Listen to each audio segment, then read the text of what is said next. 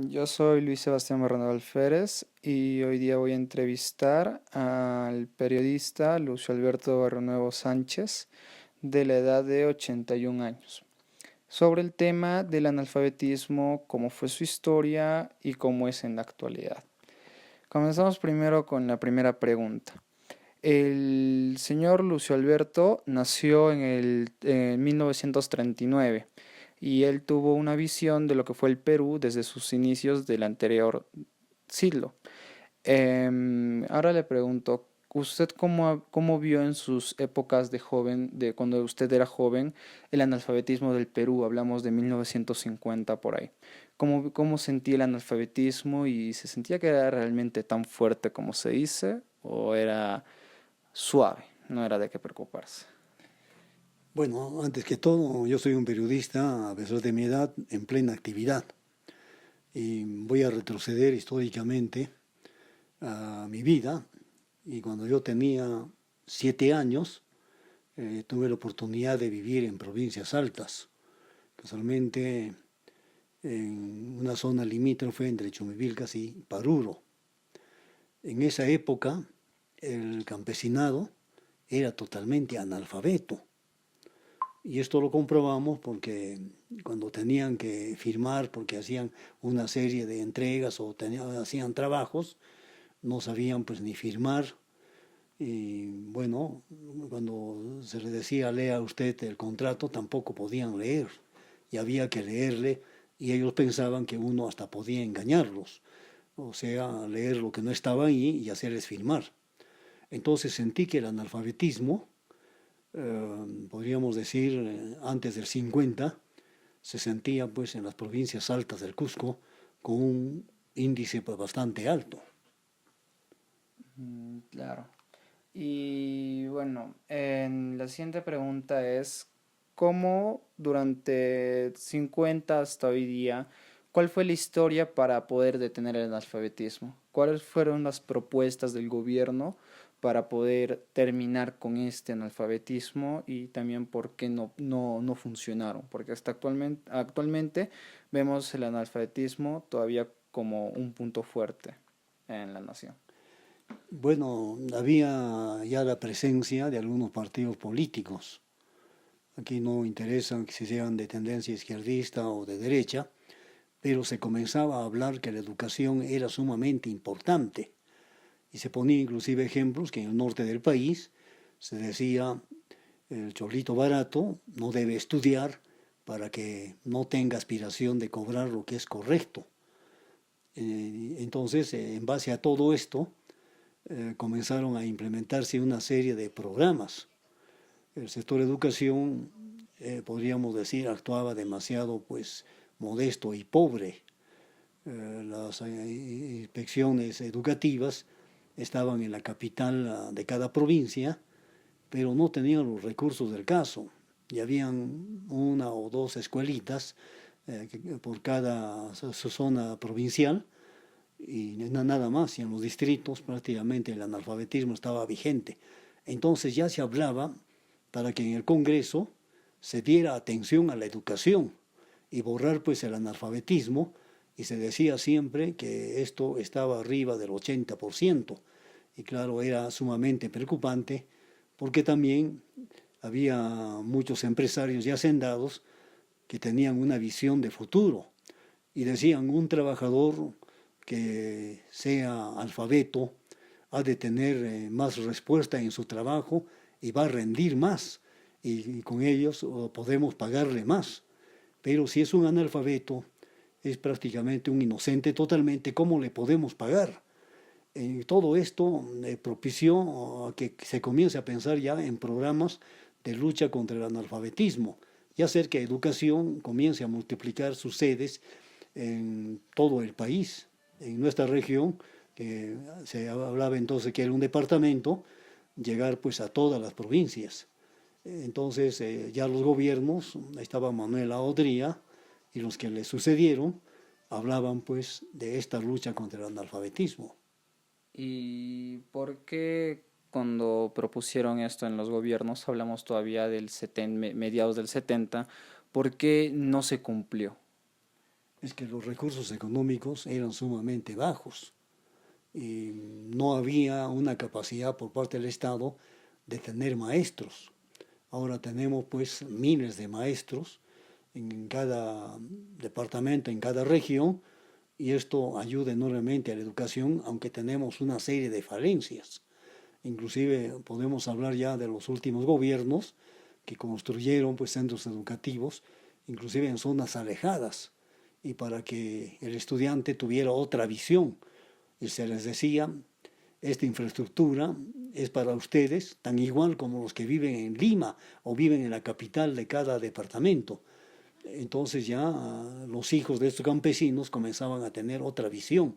Entonces era necesario y los gobiernos comenzaron a impulsar pues estos programas y paralelamente en el país también había más recaudación económica, porque con dinero lamentablemente se hace todo y los programas no se podían ejecutar al 100% porque no había recursos, no había fondos.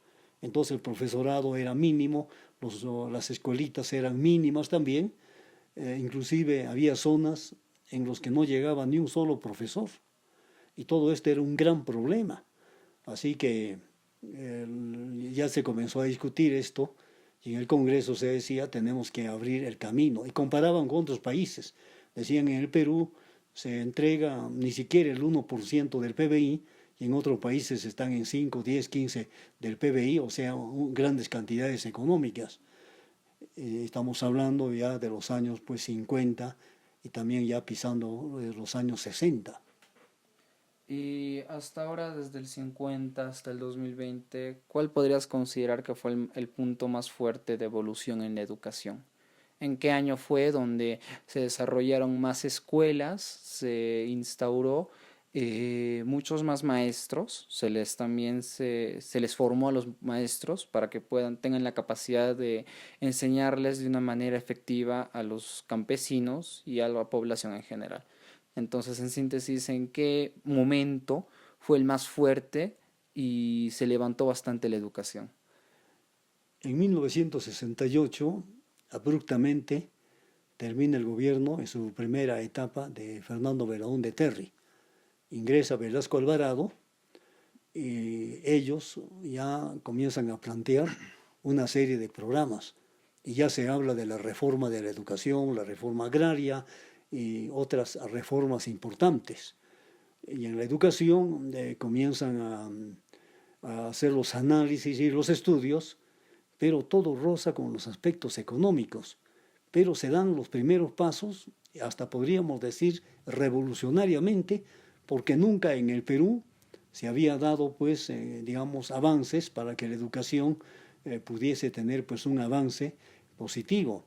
Inclusive, recuerdo que los profesores en esas épocas, cuando enseñaban a los alumnos, siempre les decían, cuando tú llegues al quinto de primaria, no te quedes ya en tu pueblo, anda a las ciudades, busca trabajo y procura continuar tus estudios en secundaria, porque solo la educación te va a sacar adelante y no vas a ser como tus padres, que modestamente no han podido tener, como se dice, grandes realizaciones, han sido en muchos casos explotados, en otros casos, bueno, no han avanzado más. Así que a mí me parece que el gobierno de Velasco Alvarado se dio un primer avance. Y el más importante hasta ahora, o el más fuerte, por decirlo así. Es que el comienzo es pues el más fuerte. Cuando se hablaba de reforma de la educación era pues, revolucionario, porque nunca se había hablado en esa forma. Se decían los problemas que había, la falta de educación, el analfabetismo, pero revolucionariamente no se puso los programas de cómo avanzar. Aunque Velasco Alvarado no logró a sus objetivos, pero inició una reforma y esto se sintió en todo el país y a nivel internacional también lo sintieron. Claro, es muy importante recalcar ello. Y actualmente, por lo menos dentro de estos 10 años, 5 años, ¿tú has podido observar algún interés en el gobierno en mejorar la educación? ¿O simplemente lo tomaron la educación de raspada, como se podría decir, y casi no ejecutaron planes para mejorar la educación y también el analfabetismo? Bueno, lo importante es que como ya comenzó a haber más dinero, se dio más atención a la educación, pero muchos han pensado, como nosotros también, que ha podido hacerse mucho, porque si hay dineros, el pueblo debe beneficiarse y si se trata de educación, en buena hora, porque el país es un país rico en recursos, pero es pobre, como se puede decir, en las economías familiares. Entonces era sumamente importante que se dieran avances. Los siguientes gobiernos han tomado como un reto, pero no se le ha dado la atención del caso, hablando económicamente. Se han multiplicado los maestros por todas partes, inclusive habían profesores que no tenían formación pedagógica, no habían pasado por una escuela normal, y tampoco en las universidades habían las facultades, ahora escuelas profesionales que formaran maestros. Entonces teníamos sectores en el que era gente que decía yo quiero trabajar aquí y recibían pues el nombramiento sin ser profesores. Así sí se ha trabajado pues hasta los años 90. Después ya comenzaron los profesores titulados a reemplazar a estos de que ya se llamaba de tercera categoría, pero también a estos se les ha dado la oportunidad para que se titulen. Así que muchos de estos que comenzaron en la docencia, en la educación, también se titularon y continuaron, pues, como se dice, trabajando.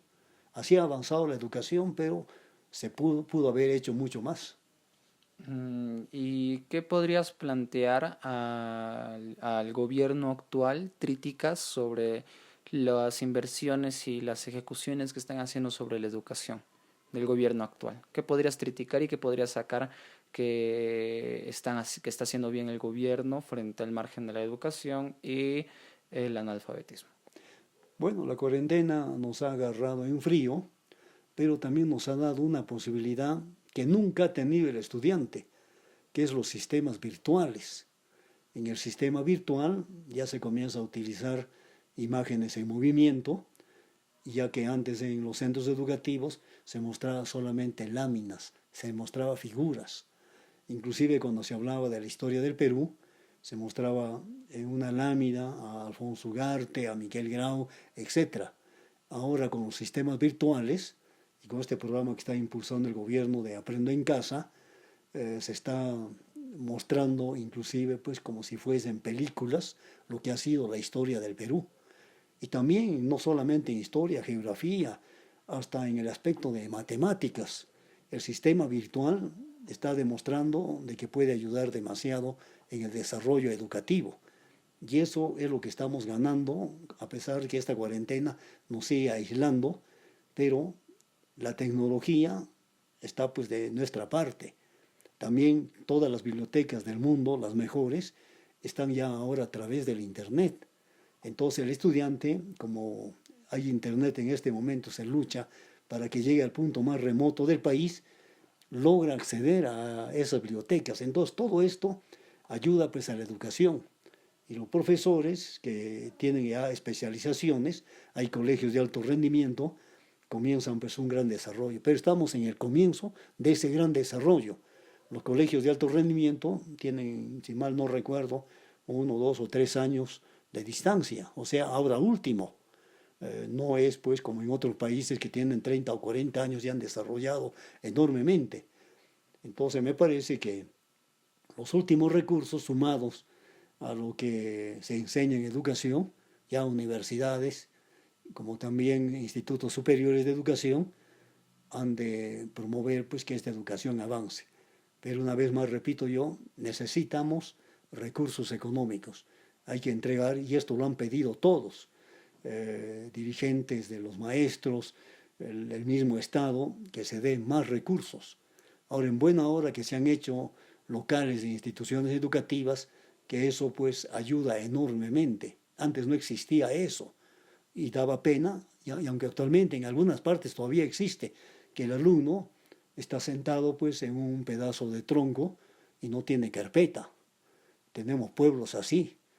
Entonces esto tiene que tener un gran avance, se tiene que cambiar todo. Así que yo creo que se está dando grandes pasos, pero hay que pensar que económicamente hay que darle todo el apoyo. Claro. Y acá que Cusco, la provincia que es más que todo una zona fuerte donde puedes operar, ¿cómo podrías ver acá la educación? ¿Cómo ha cambiado y cómo es la situación actual que estamos viviendo? Obviamente hablando sobre la educación. Bueno, ahora no es extraño cuando uno va a un centro educativo que hasta hablamos de miles de estudiantes. Ya no se habla pues de 50 o 100 estudiantes, que así era antes. Había una escuelita y le decían primer grado, segundo grado, y después el estudiante se dedicaba pues, a trabajar en el campo. Entonces había lo que llamaban una escuela unidocente, vale decir con un solo profesor, que era director y también era el que enseñaba, sea varón o mujer. Entonces ahora tiene que haber grandes cambios, así que estamos pues en puertas de esos cambios. Em, Cuando hablamos de las escuelas, nos remontamos más que todo a ciudades principales, como puede ser Cusco, Urubamba y demás. Y también los que acceden a esta educación normalmente son las clases entre media y baja. Pero hablemos de la clase baja, de los niños que trabajan como cargadores en los mercados, los cuales te puedes encontrar en la calle que venden sus habitas o sus dulces, que cada vez es mucho más común. En este sentido, ¿tú crees que el gobierno les está dando enfoque, les está apoyando y también estos niños van a recibir una educación para que acá 10, 15 años puedan hacer más que vender unas habas o cosas que realmente no son, no es vida en ningún sentido? Bueno, yo te voy a decir que en las capitales de provincias prácticamente no se da ese caso de que el niño venda y que después no estudie o tenga que estudiar robando horas al estudio. A la fecha hay una serie de programas, hay un plan de alimentación escolar que les proporciona desayuno, almuerzo inclusive. Así que todo esto está ayudando a la educación. Entonces en las capitales me parece que no hay mucho problema. Pero Entonces, hablemos de los distritos. En los distritos la situación pues es otra. Ahí la mentalidad de muchos antes era estudiar hasta tercero de primaria, aprender a leer, sumar algo y luego pues dedicarse a otras tareas.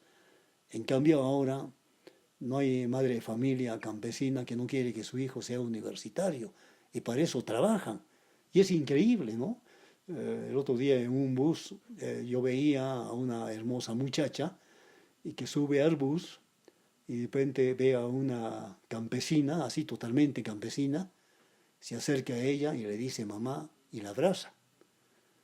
Y la compañera le dice, esta mujer del campo es tu madre, sí, es mi madre. Y ella lucha para que yo esté en la universidad.